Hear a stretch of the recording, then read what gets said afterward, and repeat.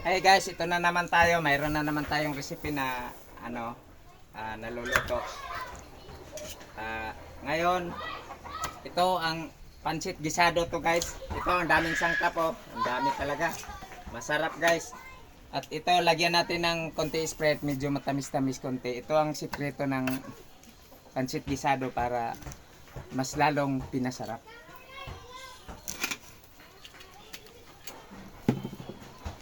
Wow, sarap nito guys. Okay oh, tingnan nyo. Okay. Sarap. Thank you guys. Abangan nyo sunod na lulutuin ko.